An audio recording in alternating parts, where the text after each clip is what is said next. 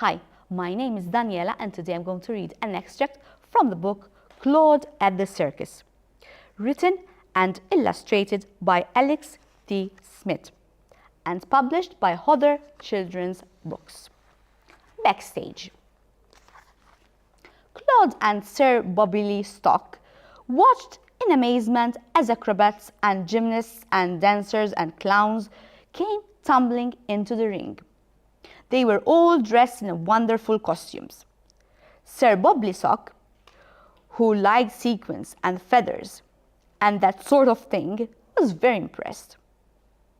The amazing Alan cracked his whip and the show began. But it was a disaster. The clowns weren't funny at all. Their custard pies had been washed up, and when they threw the clean plates at each other, they ended up with sore noses. The trapeze artists were no better.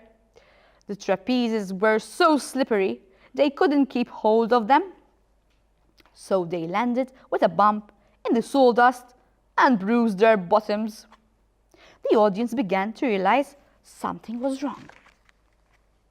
The tightrope walker slipped off the damp wire and dangled by her knickers until their elastic snapped. Then she fell onto a trampoline, bounced through the tent roof and landed in the duck pond. People in the audience began to mutter, and the amazing Alan was very embarrassed. This has never happened before, he apologized to Claude and Sir Bobby Sock. I've got no idea what's wrong with my performers today. Claude did, and was beginning to feel a bit hot behind the ears. Would you take over? Alan asked. Otherwise, I'm afraid the audience will ask for their money back. Claude was astonished. He had never performed in a circus before. Don't worry, you'll be brilliant, said Alan. I saw you juggling in the park. Here, wear this hat and take the little fellow with you. He's funny. So Claude and Sir Bobby Sock found themselves standing in the middle of the ring. At first, Claude wasn't sure what to do, so he just smiled politely and wagged his tail. Get on with it, hissed the amazing Alan, who was watching nervously. Claude smiled again.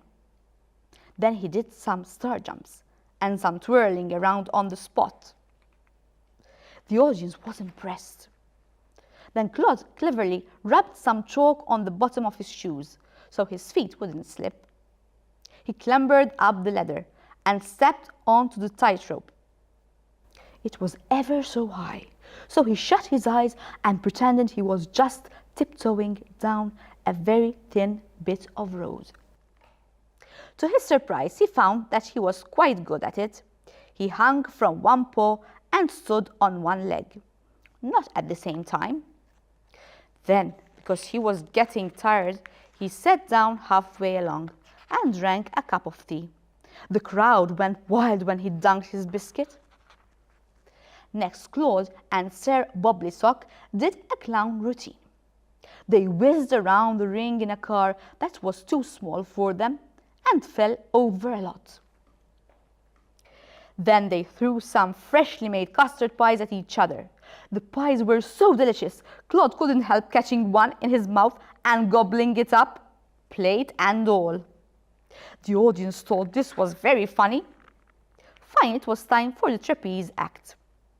Bravely, Claude and Sir Bobby Sock climbed up the ladders, reached for a trapeze each, took a deep breath and swung over the audience.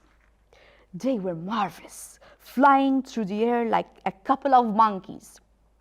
Everyone leapt to their feet and clapped until their hands were sore. Hooray! They cried. Hooray for Claude and Sir Bobby Sock! The amazing Alan was delighted. You are both absolute stars, he boomed as Claude and Sir Bobby Sock took a bow. Please, will you join our circus? You will be very famous if you do. Do you think Claude and Sir Bobby Sock accepted Alan's proposal? And do you think Claude's owners noticed that he wasn't there,